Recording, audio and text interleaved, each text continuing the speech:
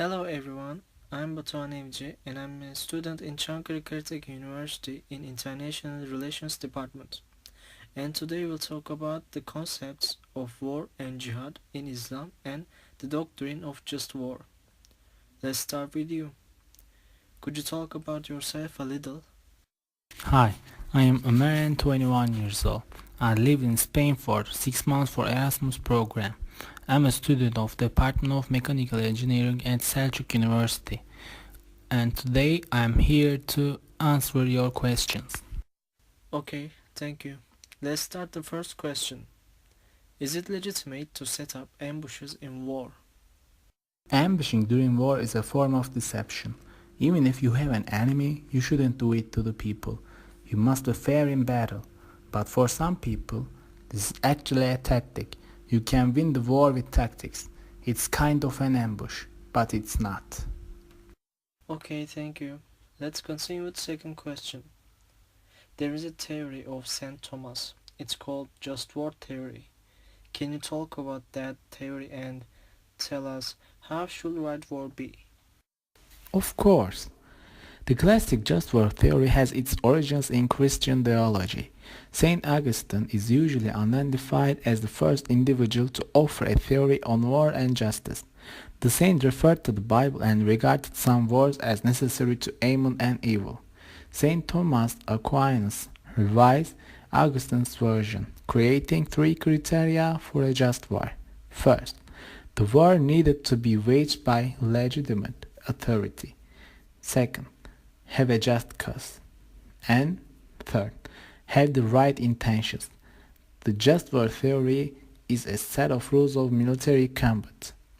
A just war can only be waged after all peaceful opinions are considered. The use of force can only be used as a last resort. A just war is waged by legitimate authority. A war cannot be waged by individuals or groups that do not constitute the legitimate government. There are two important situations here. The moral justifications for a war are expressed in jus ad bellum, whereas the moral conduct of the war is expressed in jus in bello. Well, thank you. Next question is, what is jihad? The word jihad comes from the root word jihada, which means to struggle. Jihad is the struggle for Allah. This may also include war. We can show the Gulf War as an example. The United States of America fought against Iraq. Saudi Arabia was with the United States. Saudi clerics said the United States and Iraq could fight. They said that this war is necessary for religion. Because of that, Saudi clerics gave fatwas of jihad to fight against Saddam. In contrast, the clergy in Iraq also gave jihad fatwa against the United States. So, in fact, everyone can interpret it according to their interests. It's necessary not to use jihad to justify itself. Thank you again. I think we're doing great. Next question. Can Islam and violence be used together? Muslims can only fight against those who have declared war. Muslims are not the side which start a war. People is responsible for what he does. Only God can judge it. Quran says something about war ethics. Fight in the cause of Allah those who fight you, but do not transgress limits. For Allah loveth not transgressors. Allah keeps peace above war. In the Quran, there are clear statements about peace and non-violence. Islam is basically a religion of peace. Well, you got a good point. Islam is a religion of peace, not violence. Last question. Can terrorism be compared to jihad?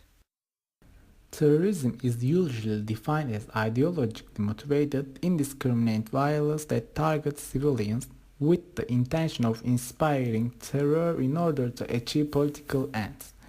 Although this definition ignores the reality of state terrorism, it's clear that terrorism has no place in the noble concept of jihad. Even jihad that involves physical conflict is the very antithesis of terrorism, as is clear from the following differences. First, jihad can be launched only by an established authority as a policy in order to deter aggression. Terrorism, on the other hand, is committed by individuals or groups that have no legitimacy to speak for the majority.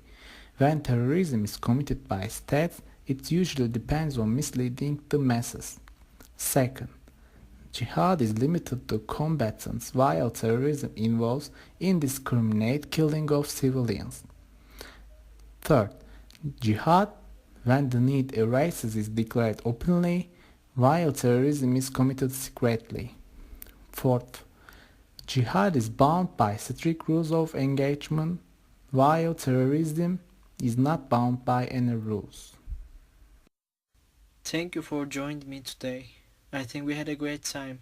And thank you guys for listening us. I hope you liked it. Take care.